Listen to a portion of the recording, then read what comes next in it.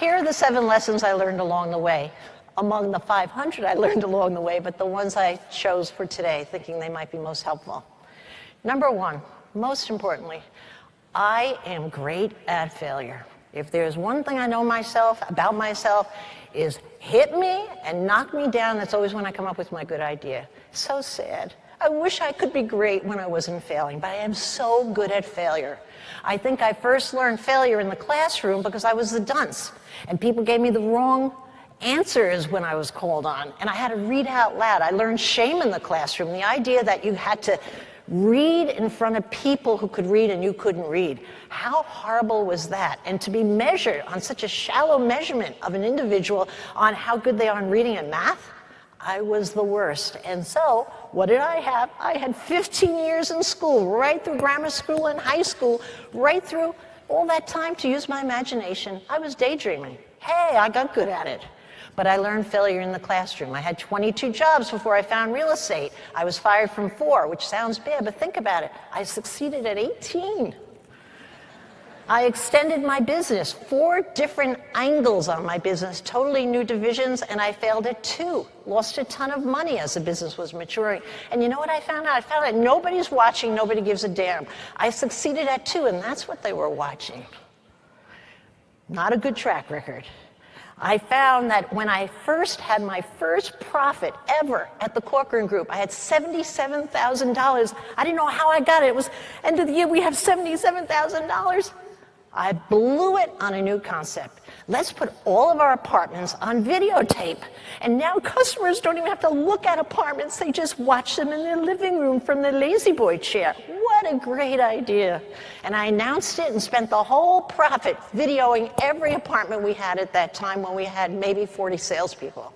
And it was dead on arrival. The salespeople wouldn't hand them out because I put their faces on it with their phone numbers, and they didn't want the customer calling the other salesperson. I didn't think of that. But while I'm looking at the $77,000 of piled tapes that nobody wanted, my husband Bill, who was a weekend warrior Navy captain in the US Navy, came home and said, wow, we beat up on North Korea this weekend in this new thing called the internet.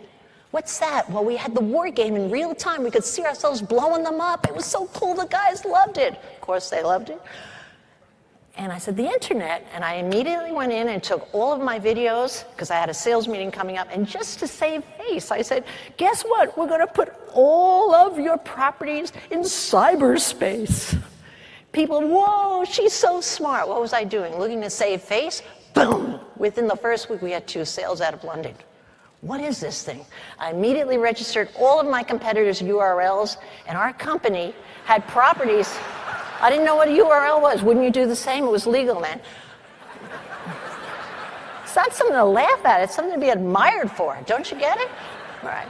But here's what happened. I had 3 years. Think about if you could flash back in your own business and say, I had 3 years to horse around on the internet, put up chat rooms, take them down, make mistakes, do virtual tours when they were terrible, whatever. I just kept throwing crap up there and see what worked, and waited for my competitors to call and ask for their URL. Do you know the smallest competitors call first?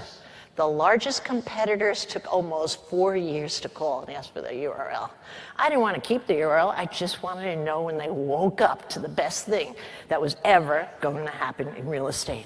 I've hired thousands of salespeople my whole life. I've trained them. I fired probably 5,000 for the 1,000 I kept. And you know what I learned in trying to study and figure out what makes a great salesperson who has no experience? How do you spot them? How do you spot them? What is it? I came to the conclusion it was only one thing. Not how hard they worked, not their education, not their contacts. These are all theories I tried for the first few years in business. In the end, it came down to the guys making the $3 million a year versus the salesman making $42,000 a year in and year out. The only difference was when they took a hit, they didn't take a long time to feel sorry for themselves. They just got back up, almost like a lack of intelligence. Hit me again! Hit me again!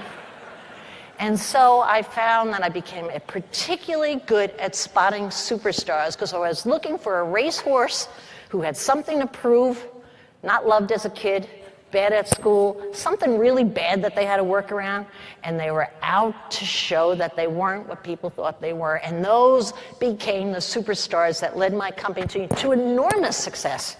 because I had so many of them, because I could spot them early and groom them.